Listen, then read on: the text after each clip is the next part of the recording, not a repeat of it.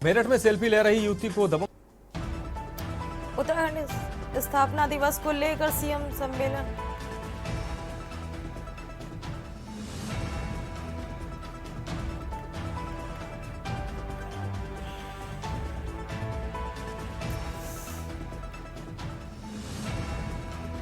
केदारनाथ उपचुनाव के प्रचार में डटे कांग्रेस दिग्गज। प्रदेश अध्यक्ष करण माहरा ने नई नुक्कड़ सभाओं के माध्यम से चुनाव प्रचार में किया प्रतिभाग। 17 नवंबर को बंद होंगे बद्रीनाथ के कपाट। 13 नवंबर से शुरू होगी पंचभुजाएं। कपाट बंद होने से पहले सभी प्रक्रियाएं की जाएंगी पूरी। उत्तराखंड को 3 हवाई सेवाओं की सौगात। सीएम धामी आज किया शुभारंभ। 13 नवंबर से चलेंगी हवाई सेवाएं। 20 नवंबर के बीच किराए में भी की जाएगी बढ़ोतरी।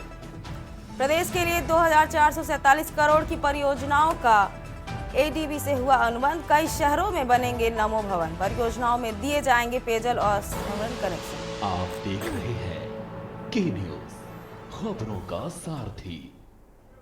नमस्कार, आप देख रहे हैं के न्यूज इंडिया। मैं हूं दीपिका। स्वागत है आपका खबर उत्तराखंड में। बुलेटिन की शुरुआत करेंगे कुछ अहम और बड़ी खबरों के साथ। और बड़ी खबर इस वक्त हम आपको बता रहे हैं, देवभूमि उत्तराखंड में कर्ज का बोझ लगातार बढ़ता जा रहा है। इस बीच सरकार एक बार फिर से राज्य के विकास के लिए कर्जा लेने जा रही है। बता दें कि दिल्ली में केंद्र सरकार और एडीबी के बीच $200 मिलियन में ऋण समझौते पर हस्ताक्षर हुए हैं।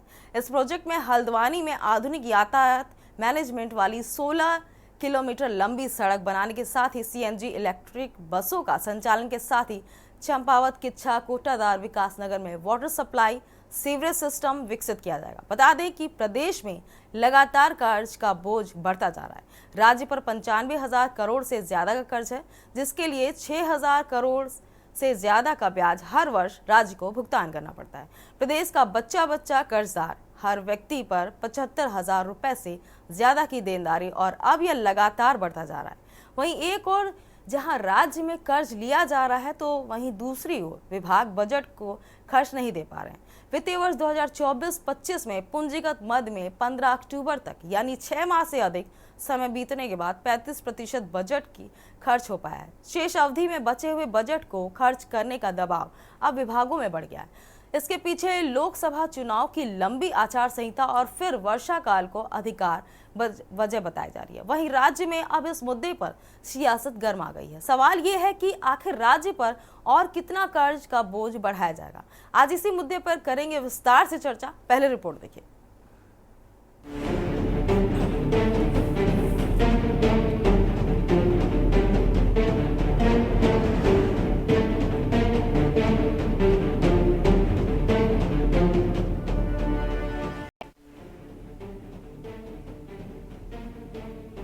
पहाड़ प्रदेश उत्तराखंड में कर्ज के पहाड़ का बोझ बढ़ता जा रहा है।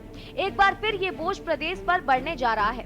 बताया जा रहा है कि राज्य के विकास के लिए 1500 रुपए का कर्ज सरकार ले रही है। बता दें कि दिल्ली में केंद्र सरकार और एडीबी के बीच $200 मिलियन के ऋण समझौते पर हस्ताक्षर हुए हैं। इस प्रोजेक्ट में हल्द्वानी में आधुनिक यातायात मैनेजमेंट वाली 16 किमी लंबी सड़क बनने के साथ ही सीएनजी इलेक्ट्रिक बसों का संचालन के साथ ही चंपावत, किच्छा, कोटद्वार, विकासनगर में वाटर सप्लाई सीवरेज सिस्टम विकसित किए जाएगा। बता दें कि प्रदेश में लगातार कर्ज का बोझ बढ़ता जा रहा है। राज्य पर 95,000 करोड़ से ज्यादा का कर्ज है, जिसके लिए 6,000 करोड़ से ज्यादा का ब्याज हर वर्ष राज्य को भुगतान करना पड़ता है। वहीं जानकार बढ़ते कर्ज पर चिंता जता रहे हैं। देखिए, विकास के लिए कर्ज भी ज़रूरी होता है। आपके खासकर इंफ्रास्ट्रक्चर के लिए सड़क बनानी है और सारी चीज़ें हैं जो उत्पादक कार्यों के लिए कर्ज आप ले रहे हैं, जिनसे कल आपको फ़ायदा मिलना है। उसके लिए कर्ज लेना ज़रूरी है, लेकिन उसकी भी एक लिमिट होनी चाहिए। अभी आप ये समझिए कि उत्तराखंड पर 95,000 करोड़ तो क्रॉस कर चुका है। इतना तो कर्ज हो चुका है, और उसमें से जो पिछला बजट आप देखें तो 6,000 करोड़ के आसपास तो ब्याज ही है।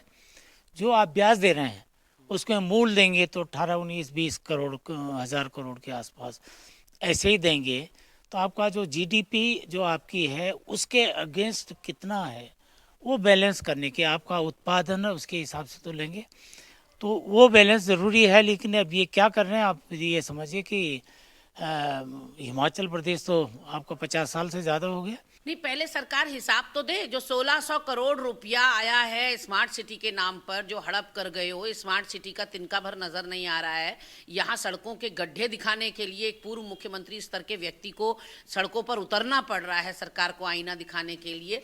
तो जो पैसा आ रहा है केंद्र पोषित योजनाओं के तहत, वो पैसा आखिर जा कहाँ रहा है? एक बस एक्सीडेंट हुआ और आपने जो है स्मार्ट सड़कों की बात करनी शुरू कर दी। अब आप कह रहे हैं कि हल्द्वानी में 16 किलोमीटर आप स्मार्ट सड़क बनाएंगे, आप शहरी विकास के लिए पैसा खर्च करेंगे।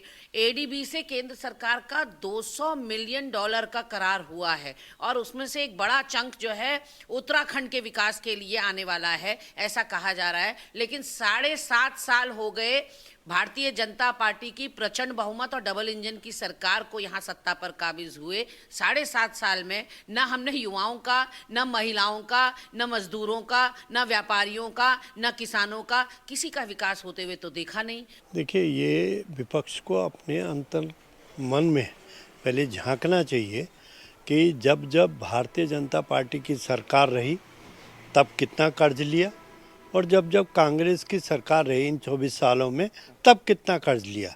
आप अगर देखेंगे तो हरीश रावत जी और 12 से और 17 की सरकार में सबसे अधिक कर्ज लिया गया।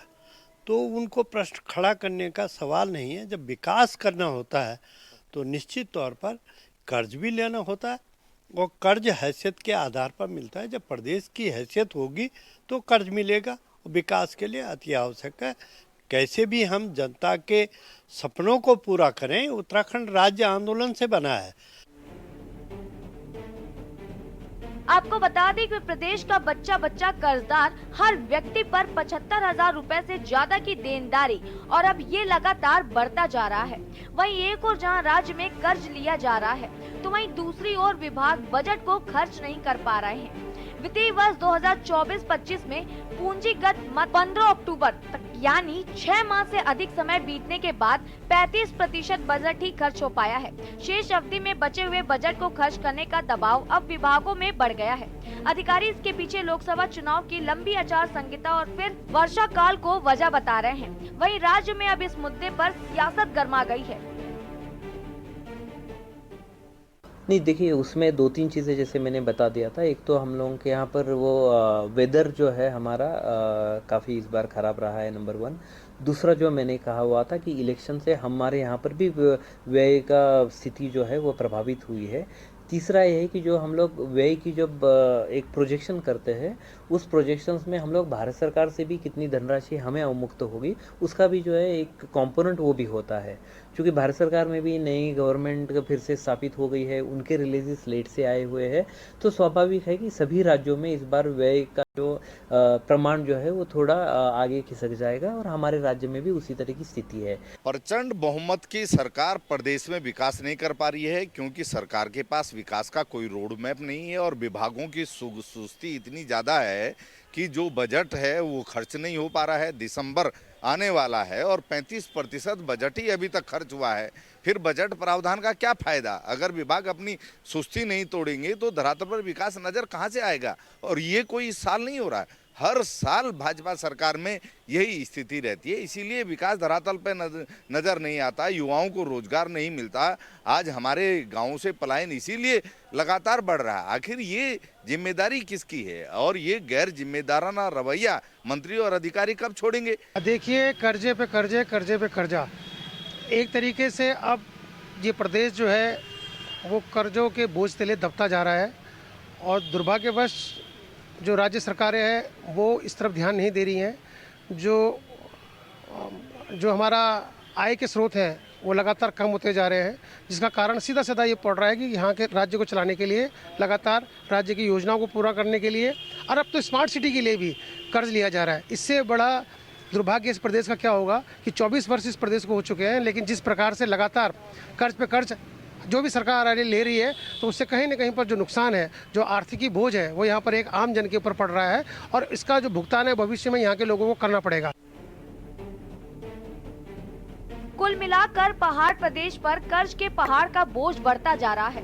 विकास के नाम पर एक के बाद एक सरकारें कर्जा लेती जा रही है। आलम यह है कि पहाड़ प्रदेश का बच्चा बच्चा कर्जदार है, लेकिन विकास के नाम पर लगातार कर्ज का बोझ बढ़ाया जा रहा है। सवाल ये है कि आखिर क्यों प्रदेश की सरकार राज्य की कर्ज की सीमा को निर्धारित नहीं कर पा रही है? आखिर और कितना कर्ज का बोझ प्रदेश झेलेगा? आखिर ऐसा विकास किस काम का जो आर्थिक बोझ बढ़ा रहा है? Uttarakhand desk report.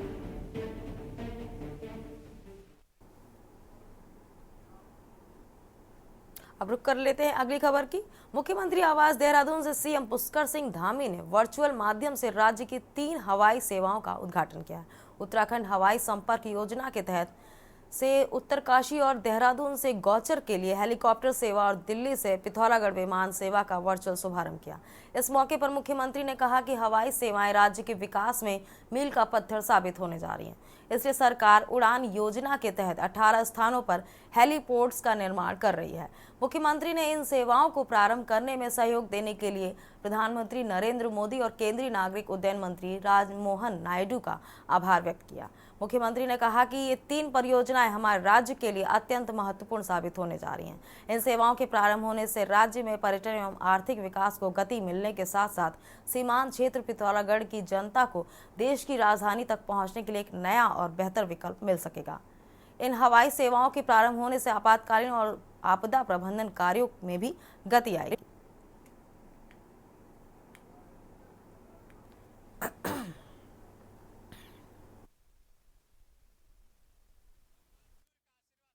वहीं मुख्यमंत्री पुष्कर सिंह धामी ने दून विश्वविद्यालय देहरादून में आयोजित प्रवासी उत्तराखंडी सम्मेलन में बतौर मुख्य अतिथि प्रतिभाग किया। सीएम ने सभी प्रवासी उत्तराखंडियों का स्वागत किया। मुख्यमंत्री ने कहा कि पिछले 3 सालों में उन्हें देश के अनेक राज्यों में पर्वतीय समाज के लोगों से मिलने का अवसर मिला और उन्होंने महसूस किया कि हमारे प्रवासियों के भीतर बसा उत्तराखंड सदैव उनके साथ रहता है। उन्होंने उत्तराखंड की भाषा, संस्कृति और संस्कारों को कभी नहीं छोड़ा। यह प्रवासी उत्तराखंडी सम्मेलन सभी को उत्तराखंड की मिट्टी से पुनः जोड़ने का एक प्रयास है। यह ऐसा समागम है जहां सभी प्रवासी भाई बहन न सिर्फ राज्य के अधिकारियों के साथ संवाद कर सकेंगे, बल्कि उन्हें विभिन्न राज्यों में निवासरत एवं अन्य उत्तराखंडी प्रवासियों से भी मिलने का सुअवसर प्राप्त हो रहा है। उन्होंने आशा व्यक्त की है कि यहाँ से निकलने वाला संदेश लाखों उत्तराखंडी प्रवासियों तक पहुँचेगा।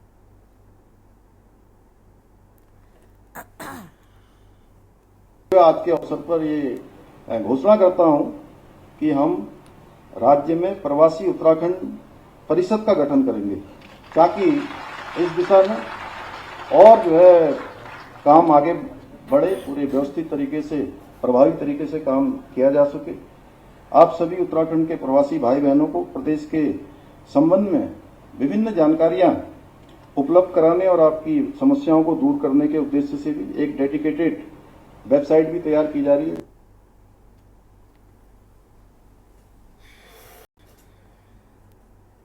वही अगली खबर गदरपुर से है, जहां 15 बटालियन एनडीआरएफ परिसर में आज 4 दिवसीय खेल प्रतियोगिता का समापन किया गया। इसमें विभिन्न प्रकार की खेल प्रतियोगिताएं आयोजित की गई थी, जिसमें वॉलीबॉल, फुटबॉल और बास्केटबॉल प्रतियोगिता का आयोजन किया गया, जिसमें विजेता खिलाड़ियों को और टीमों को 15 बटालियन एनडीआरएफ परिसर में सम्मानित किया गया। मौके पर बोलते हुए commandant 15 battalion NDRF Sudesh Kumar Daral ने बताया कि एनडीआरएफ के जवान और अधिकारी विषम परिस्थितियों में काम करते हैं और उन्हें मानसिक तनाव न हो और शारीरिक दक्षता उनकी बनी रहे, इसके लिए विभिन्न प्रकार की प्रतियोगिताएं आयोजित की जाती हैं। इस क्रम में नॉर्थ जोन की 4 बटालियन की अलग अलग टीमों ने प्रतिभाग किया, जहां विजेताओं को मेडल, प्रशस्ति पत्र और ट्रॉफी देकर सम्मानित किया गया।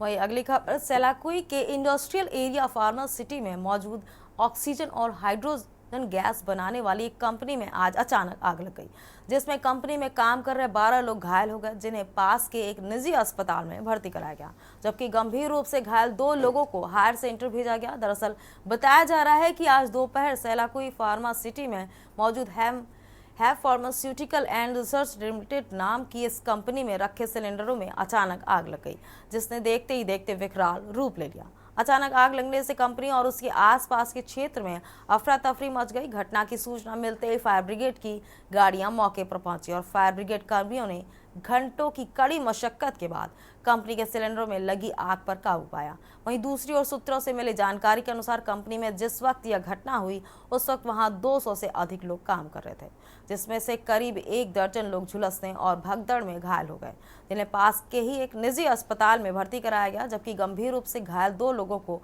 उपचार के लिए दून अस्पताल भेजा गया। प्रत्यक्षदर्शियों के मुताबिक यह घटना गैस के रिसाव और शॉर्ट सर्किट के कारण सिलेंडरों में आग लगने से हुई है, जिस पर अगर समय रहते काबू न पाया जाता तो यह घटना और भयावह हो सकती थी।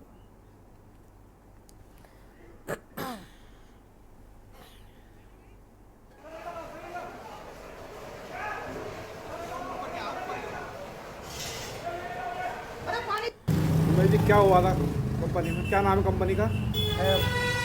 Lab company 10 number plot. क्या मामला हुआ था? किस टाइम घटना है? ये करीब 2:30 बजे के आसपास की है, जहाँ पे मेंटेनेंस का काम चल रहा था।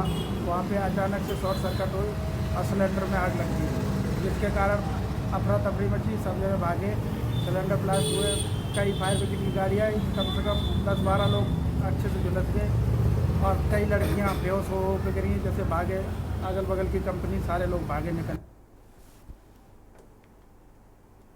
वहीं अगली खबर हम आपको उत्तराखंड से बता रहे हैं, जहां हाईकोर्ट ने प्रदेश के होने वाले निकाय चुनाव में ओबीसी का आरक्षण तय करने को लेकर दायर जनहित याचिका पर सुनवाई की। आज हुई सुनवाई के दौरान राज्य सरकार की तरफ से कहा है कि निकायों में आरक्षण तय करने के लिए उच्च न्यायालय के सेवानिवृत्त न्यायमूर्ति वीएस वर्मा की अध्यक्ष में गठित कमेटी की रिपोर्ट के आधार पर राज्य सरकार आरक्षण तय करने के लिए नया विधेयक लाने जा रही है, जिस पर 15 दिनों के भीतर ओबीसी आरक्षण के लिए अधिसूचना जारी कर दी जाएगी।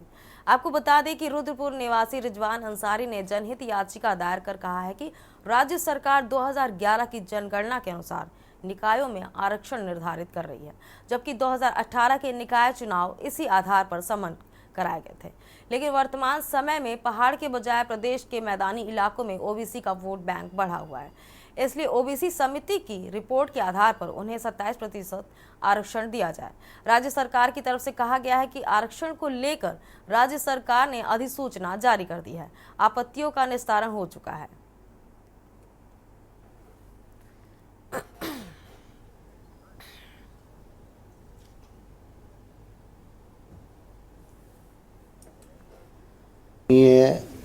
Acting chief justice Shri Manoj Kumar Tiwari ji and माननीय विवेक भारती शर्मा जी के समक्ष ये पीआईएल याचिका रिजवान अली अंसारी ने डाली थी, क्योंकि हमारे उत्तराखंड में 28.2% ओबीसी हैं। तो एक व्यक्ति आयोग रिटायर्ड जज श्री बीएस वर्मा जी का बना था, साथ में 2 सचिव थे। उन्होंने 27% रिकमेंडेशन किया था कि उनको आरक्षण मिले, क्योंकि लोकल बॉडीज़ के चुनाव होने जा रहे हैं, नगर पंचायत और नगर पालिका परिषद के। तो गवर्नमेंट ने 27% जो एक व्यक्ति आयोग बीएस वर्मा जी ने किया था उसको मान लिया है, और 23/10/2024 को उसको पूरा विधानसभा के सत्र उसने करके माननीय महामहिम गवर्नर महोदय जी के यहाँ भेज दिया है। और कल 6 तारीख का लिखा हुआ पत्र आज 7 तारीख को माननीय उच्च न्यायालय माननीय डिवीजन बेंच में सामने प्रस्तुत हुआ।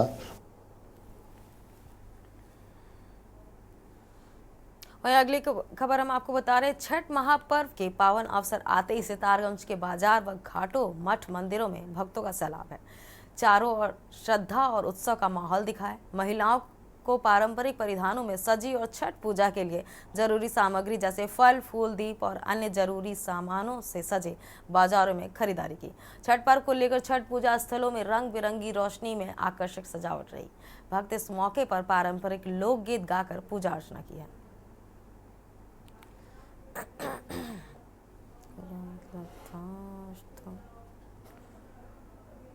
देश में छठ पूजा पर्व बड़ी धूमधाम से मनाया जा रहा है। इसी दृष्टिकोण में सितारगंज उत्तराखंड में भी बड़ी धूमधाम से छठ पूजा का उत्सव मनाया जा रहा है और इसमें सूर्य उदय की और सूर्यास्त की पूजा होती है। घर की महिलाएं 5 दिन के उपवास को रखती हैं, जिसमें कहते हैं कि निर्जल उपवास रखा जाता है, 5 दिन का रखा जाता है। आज के दिन उस व्रत का अंतिम दिन होता है और उसके बाद जब सूर्य यस्त और उदय और यस्त की पूजा होती है उसके बाद वे अपना व्रत खोलती है। छठ पूजा इसी प्रकार से मनाया जा रहा है।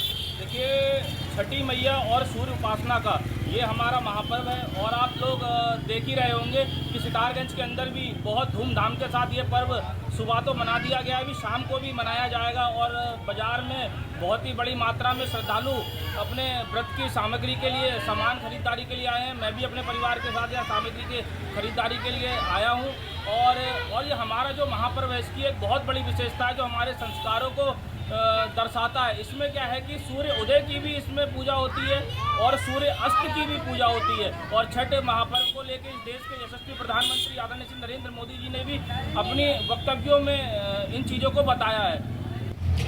आज देखिए, डूबते हुए सूर्य को अर्घ दिया जाएगा और इस अवसर पर गोटा, वृद्धनगर, लौका, मोरपुरी आदि गाँव से लोग आकर के जो शहरों में जो पूर्वांचल के और बिहार के लोग निवास करते हैं और काफ़ी सामान की खरीद कर रहे हैं और बिल्कुल बाजार जो है इसमें बाजार में चहल पहल है। वही रुक कर लेते हैं अगली खबर का। उत्तराखंड हाईकोर्ट ने प्रदेश भर में जिला उपभोक्ता फोरम में सदस्यों की तैनाती के मामले में सुनवाई की। मामले की सुनवाई के बाद कोर्ट की खंडपीठ ने राज्य सरकार से 12 नवंबर तक उपभोक्ता फोरम में अब तक की गई नियुक्तियों की विस्तृत रिपोर्ट पेश करने के निर्देश दिए। मामले की सुनवाई के लिए कोर्ट ने 12 नवंबर की तिथि नियत की है। आपको बता दें कि समाचार पत्रों में खबर प्रकाशित होने के बाद हाईकोर्ट ने उपभोक्ता फोरम में रिक्त पदों के मामले में स्वतः संज्ञान लेते हुए सुनवाई की थी।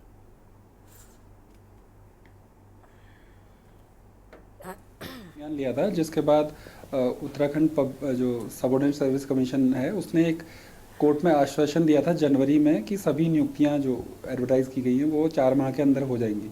हालांकि वो नियुक्तियां उनके द्वारा रिकमेंडेशन कर दी गई, परंतु नियुक्तियां 4 जिलों में हुई हैं क्योंकि वैकेंसीज निकाली 4 ही गई थी, जबकि 13 जिलों में कंज्यूमर फोरम का प्राविधान है।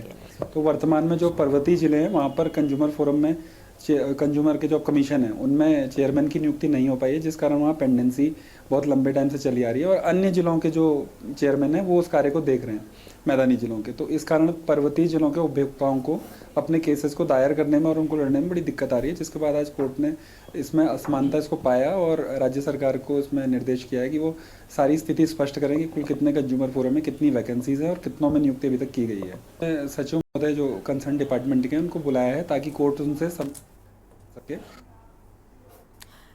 उत्तराखंड की बुलेटिन में बस इतना ही। देखते रहिए के न्यूज़ इंडिया। नमस्कार।